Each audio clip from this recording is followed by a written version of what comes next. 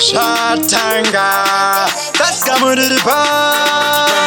shika Swagger Production. vatanga futi kuti chairira linoni vachaira kuti ona takasika igokwika saka vaudze kuti kuno kuti novakika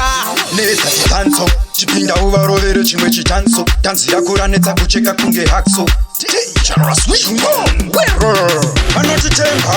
ndo vanotimirira vekuti ndikateva vanotapapanirira ndove kwangu kwete vanotiroverera isu mawindi ugara vachitinangirira vanotitemba ndo vanotimirira vekuti ndikateva vanotapapanirira ndove kwangu kwete vanotiroverera isu mawindi ugara vachitinangirira temba chaife chenzikakukweru hanzi tagonipa mangoma utori puru linoni vaudze kuti nditori neuturu ndirisise kuru pangoma ivo vazukuru ndapengesa vanhu mugeto naso Eric ngoma dzangu dzovabata imagnetic zvatanga funza mawindi pamushikashika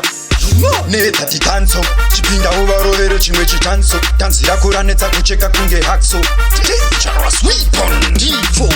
vanotitemba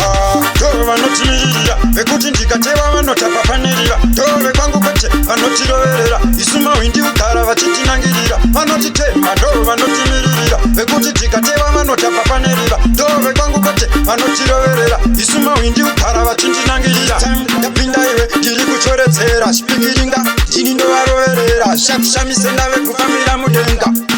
namwari ini ndinotenda inonipa josa chikara wavatipa kunamira pana dragoni kunotovakika kunamira kuita kunge tsika Eric vaudze kuti ndinopika kusaiza mawindika zvekare tikezi vabate varidzire runhare tikauya ikoko havangaparare D4 vanotitemba ndo vanotimirira vekuti ndikateva vanotapapanirira ndove kwangu kwete vanotiroverera isu mawindi ugara vachitinangirira vanotitemba ndo vanotimirira vekuti ndikateva vanotapapanirira ndove kwangu kwete vanotiroverera isu mawindi ugara vachitinangirira. Yo, big up Lennon, big up So Eric, Diversions Records. Big up DJ Clay T, Pip my volley sound, huge man. Saska Muririba.